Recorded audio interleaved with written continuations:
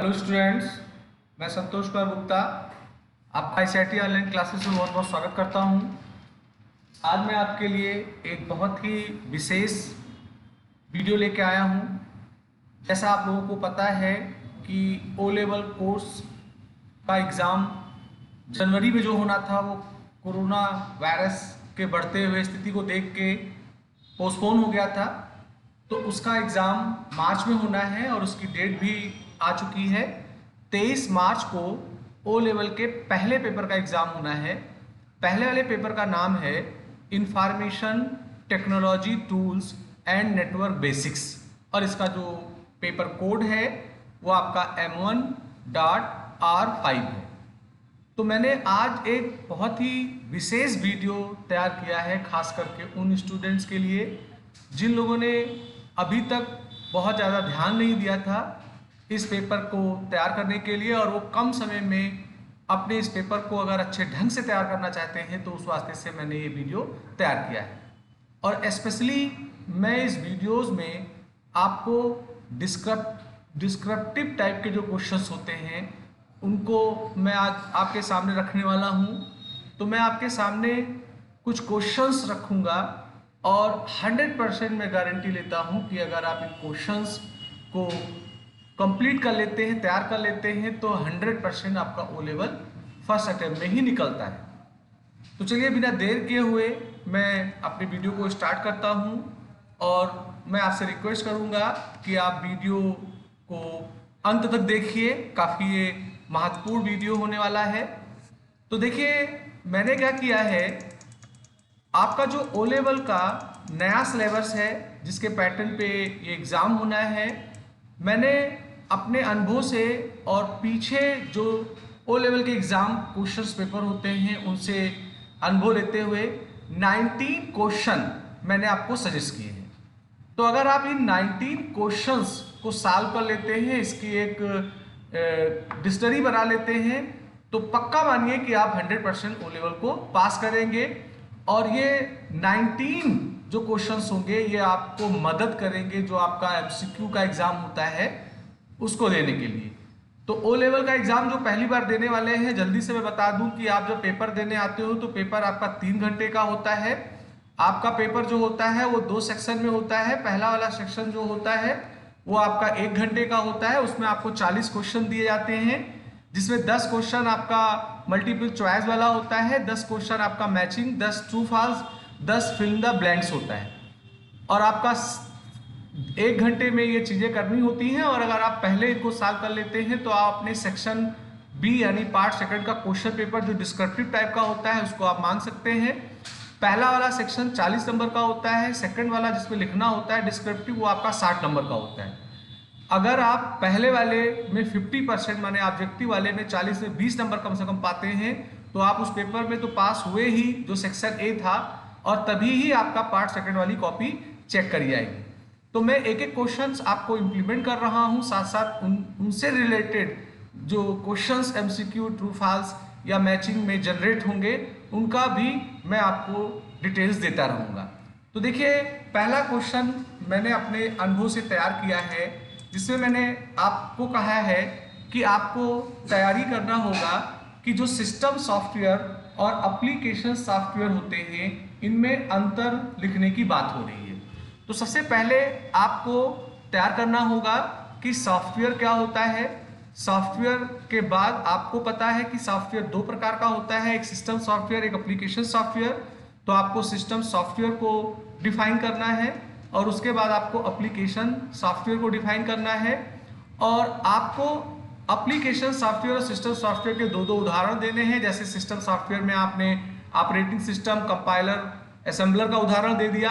Application software में आप Excel, word, web browser का उदाहरण दे सकते हो। तो इसमें आपको पहले सॉफ्टवेयर क्या है ये बताना होगा, उसके बाद में सिस्टम सॉफ्टवेयर और एप्लीकेशन सॉफ्टवेयर को परिभाषित करते हुए उसके कम से कम 2 उदाहरण आपको लिखने होंगे।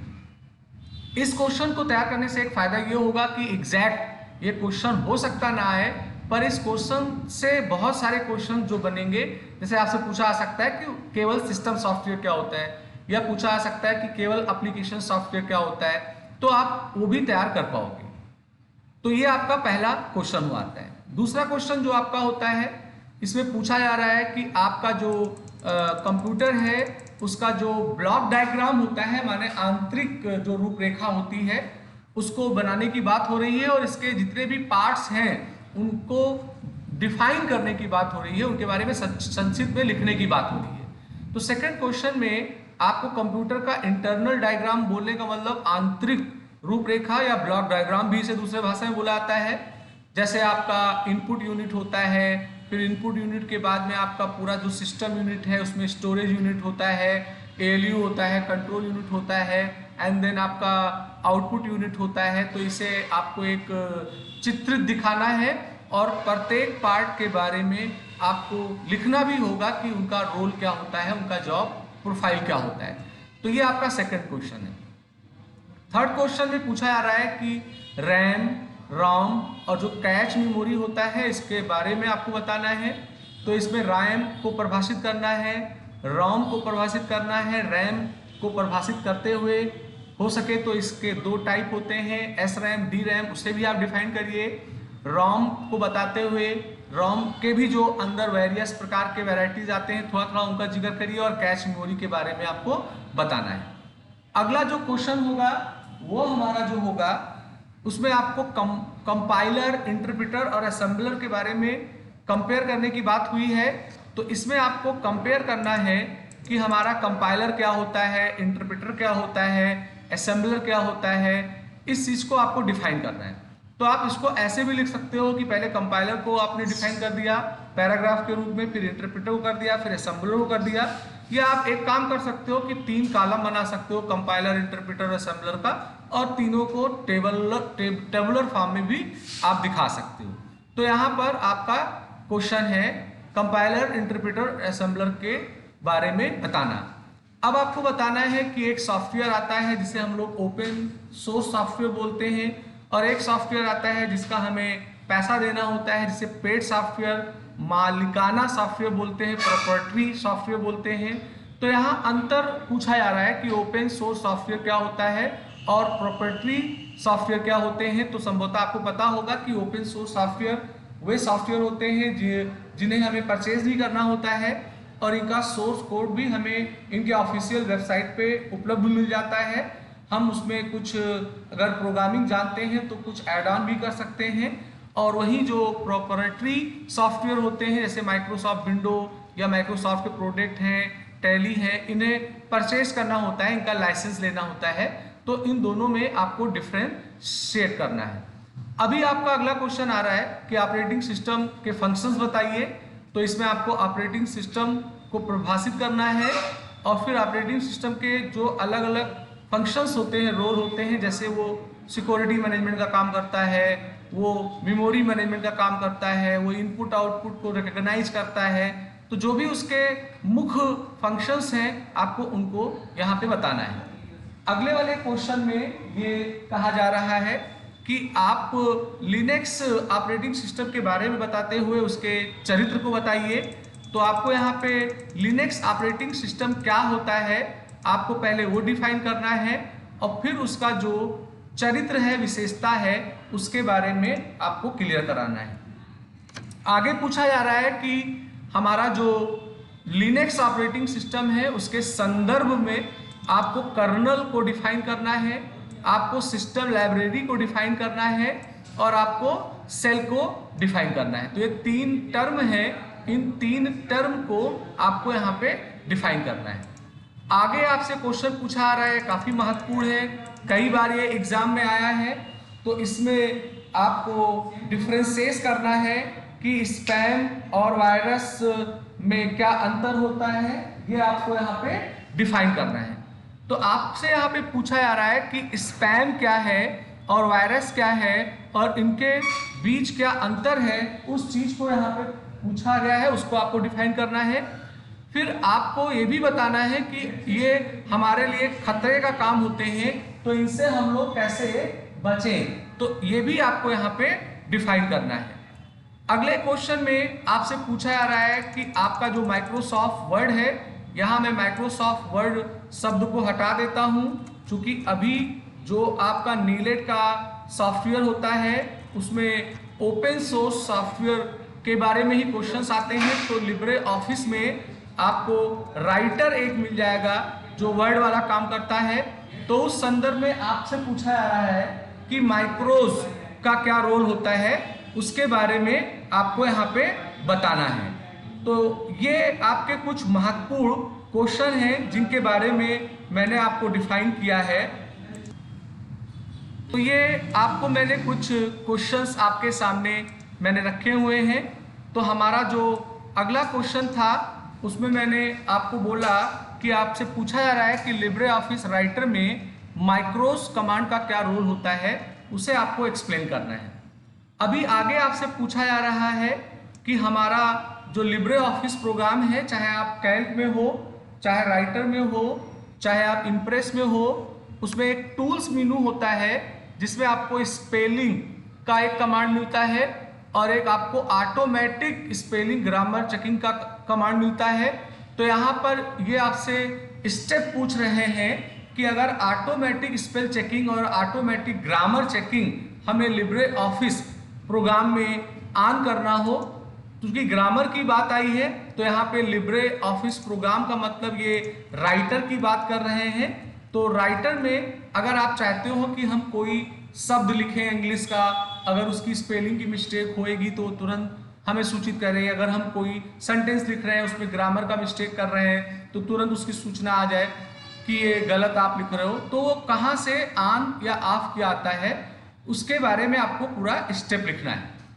अभी आपसे पूछा आ रहा है कि लिब्रे ऑफिस इम्प्रेस में स्लाइड एनिमेशन और स्लाइड ट्रांजिशन क्या है, उसे डिफाइन करना है। माने आपको एनिमेशंस क्या होते हैं ये बताने हैं, ट्रांजिशन क्या होता है ये बताने हैं, और इन्हें कैसे अप्लाई करेंगे लिब्रे ऑफिस इम्प्रेस में, इस चीज को आपको पूरा स्टेप बाय स्टेप यहाँ पे एक्सप्लेन करना है। तो ये हमारा 12वां क्वेश्चन था। आप वीडियो में बने रहिए, आगे आपके सामने और भी बहुत सारे महत्वपूर्ण क्वेश्चन आने वाले हैं। इसके साथ साथ ये जो हमारा वीडियो है इसमें मैंने केवल क्वेश्चंस डिस्क्रिप्टिव टाइप वाले रखे हैं। इसके बाद मैं आपको वीडियोस देने वाला हूं जो जल्दी ही आपको कल ही मिल जाएगा। उस वीडियो में मैं इनका सॉल्व भी बताने वाला हूं कि किस क्वेश्चन को हमें कैसे लिखना चाहिए, किन किन पॉइंट्स का ध्यान रखना चाहिए, कितना बड़ा या छोटा लिखना चाहिए, वो पूरा सॉल्व भी मैं आपके सामने बताने वाला हूं। पर आज के वीडियोस में केवल मैं आपको क्वेश्चंस भी दे रहा हूं, क्योंकि क्वेश्चन मैंने दे दिया तो बहुत सारे स्टूडेंट के मन में आता है कि मैं कैसे लिखूंगा, या हो सकता है कुछ का लिख पाए या कुछ का ना लिख पाए। इस वास्ते आपको नेक्स्ट वीडियो इसका मिलेगा। साथ साथ मैं आपसे रिक्वेस्ट करूंगा कि अगर आपने मेरे वीडियो को सब्सक्राइब नहीं किया है मेरे चैनल को, तो आपसे रिक्वेस्ट है कि मेरे चैनल को सब्सक्राइब करिए, लाइक करिए, शेयर करिए, जिससे ज़्यादा से ज़्यादा स्टूडेंट्स को इसका बेनिफिट हो पाए। तो चलिए अब मैं 13 क्वेश्चन के बारे में बात करता हूँ। यहाँ पे कहा जा रहा है कि लिब्रे ऑफिस राइटर में कुछ पॉइंट्स दिए आ रहे हैं और इन्हें कहा जा रहा है कि इन्हें एक्सप्लेन करिए। तो एक कमांड होता है जिसे हम लोग मेल मर्ज बोलते हैं, हमें राइटर में मिलता है। तो आपको मेल मर्ज के बारे में लिखना है और कैसे करना है इस स्टेप को भी एक्सप्लेन करना है। हेडर और फुटर कमांड को डिफाइन करना है, फुट नोट और एंड नोट को डिफाइन करना है, और वाटर मार्क। आपको शायद याद हो अभी जस्ट पीछे जो एग्जाम हुआ है M1 का, उसमें सीधे सीधे एक क्वेश्चन ही पूछ लिया गया था कि लिब्रे ऑफिस राइटर में वाटर मार्क कैसे लगाते हैं, उसका स्टेप लिखिए। तो आपको इनका स्टेप भी पूछा सकता है या इनका केवल मीनिंग पूछा सकता है। तो क्वेश्चन के आधार पे आपको इसका जवाब लिख देना होगा। अब मैं थोड़ा क्वेश्चन बात करूंगा आपके लिब्रे ऑफिस कैल्क से। तो लिब्रे ऑफिस कैल्क में मैंने 3 कमांड्स के बारे में कहा है एक्सप्लेन करने के लिए। तो एक कमांड पाइवट टेबल है, एक डेटा वैलिडेशन है, एक गोल सीक है।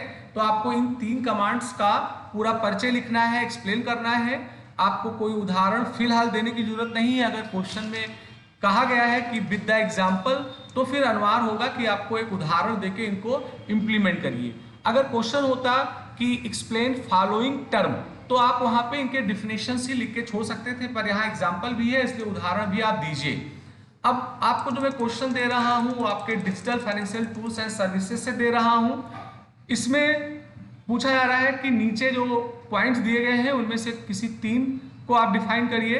तो पहले पूछा गया है कि आरटीजीएस क्या होता है, रियल टाइम ग्रॉस सेटलमेंट के बारे में लिखना है, नेफ्ट के बारे में लिखना है, यूपीआई के बारे में लिखना है, क्यूआर के बारे में लिखना है, आईएफएससी कोड है, एटीएम है। तो इनमें से किसी 3 को आपको डिफाइन करना है।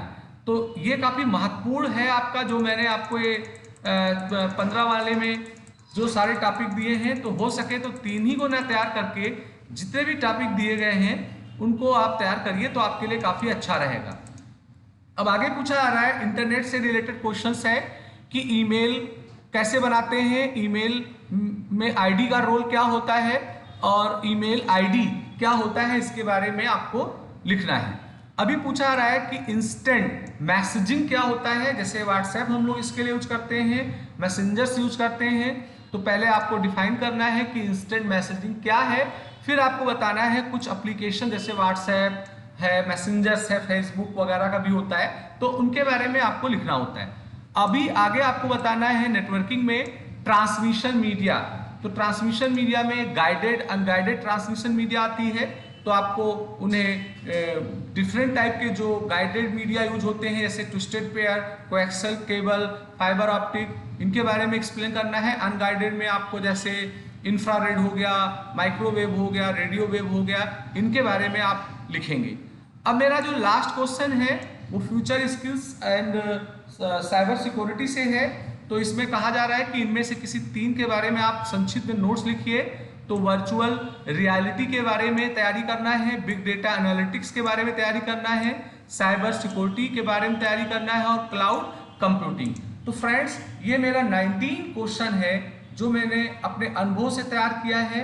पीछे के कई सालों के क्वेश्चंस पेपर से भी मैंने कुछ अनुभव लिया है, और मैं आपको गारंटी देता हूं दोस्तों कि अगर आप ये 19 क्वेश्चन को कंप्लीट तैयार कर लेते हैं तो ओ लेवल के डिस्क्रिप्टिव पार्ट का 100% जिम्मेदारी मैं लेता हूं कि आपका वो निकलेगा ही निकलेगा।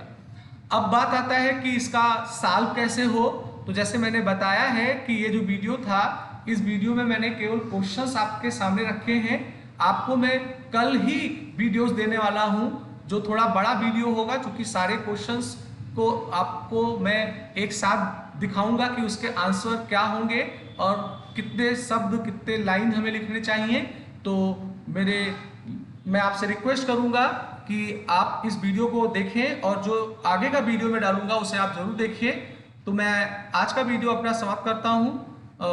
आपसे मैं रिक्वेस्ट फिर दोबारा करूंगा कि आप मेरे चैनल को सब्सक्राइब जरूर करिए, अपने फ्रेंड्स के बीच इसको शेयर करिए, लाइक करिए, कमेंट करिए। आपका दिन शुभ हो।